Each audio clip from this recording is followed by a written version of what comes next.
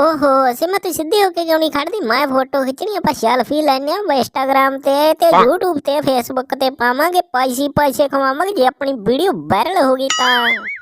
ਬੇ ਤੈਨੂੰ ਬਹੁਤ ਟਾਈਮ ਹੋ ਗਿਆ ਮੈਨੂੰ ਕਹਿੰਦੀ ਨੂੰ, ਮੈਂ ਤੈਨੂੰ ਐਂ ਕਹਿੰਦੀ ਸੀ ਵੀ ਇਹਨੂੰ ਵੇਚ ਕੇ ਆਈਫੋਨ ਲੈ ਲੈ ਕੋਈ ਵਧੀਆ ਜਾ ਪ੍ਰੋ। ਮੈਂ ਤੈਨੂੰ ਬਹੁਤ ਟਾਈਮ ਦੀ ਕਹੀ ਐ ਇਹਦੇ ਵਿੱਚ ਤਾਂ ਸੈਲਫੀ ਜਮੀ ਸਾਫ ਆਉਂਦੀ। ਨਾਲੇ ਮੇਰੀ ਗੱਲ ਸੁਣ ਲੈ, ਮੇਰੇ ਤੇ ਫਿਲਟਰ ਲਾ ਦੀ, ਮੇਰਾ ਤਾਂ ਕਾਲਾ ਕਾਲਾ ਰੰਗ ਦਿਖਾਈ ਜਾਂਦਾ ਤੂੰ। ਨੀ फोटो ਤਾਂ ਮੈਂ ਉਹੀ ਤੇਰੀ ਐਂ ਜੇ ਖਿੱਚਦਾ। ਮੇਰੀ ਗੱਲ ਸੁਣ ਲੈ, ਫਿਲਟਰ ਲਾਉਣ ਦੀ ਲੋੜ ਨਹੀਂ। ਜੇ ਫਿਲਟਰ ਲਾ ਲਿਆ ਫਿਰ ਆਪਾਂ ਨੂੰ ਕਿਸੇ ਨੇ ਕੁਝ ਨਹੀਂ ਦੇਣਾ। ਹੁਣ ਆਪਾਂ ਆ ਜਿਹੜਾ ਬਣਾ ਜਿਹਾ ਪਾਇਆ ਨਾ, ਇਹ ਘੈਂਟ ਲੱਗਦਾ ਆਪਣੇ। ਆਪਾਂ ਵਧੀਆ ਵਾਇਰਲ ਹੋਵਾਂਗੇ ਤੇ ਵਧੀਆ ਆਪਾਂ ਪੈਸੇ ਕਮਾਵਾਂਗੇ।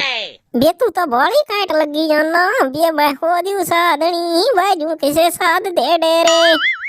ਉਹ ਸਿਮੋ ਬਹਿ ਜਾ ਤੂੰ ਕੀ ਲੈਣਾ ਹਰ ਜੇ ਗਾਣੇ ਗਾ ਕੇ। ਮੇਰੀ ਗੱਲ ਸੁਣ ਲਾ, ਮੈਂ ਜਿਹੜਾ ਕੰਮ ਕਹਿਣਾ ਤੈਨੂੰ ਉਹ ਕਰ ਲਾ। ਤੂੰ ਗਾਣਿਆਂ ਗੂਣਿਆਂ ਨੂੰ ਰਹਿਣ ਦੇ, ਕਿਤੇ ਹੋਰ ਨਾ ਪਹਿਲੀ ਮੈਥੋਂ ਵੀਡੀਓ ਵਾਇਰਲ ਕਰਾ ਲਈ ਤੂੰ ਆਪਦੀ।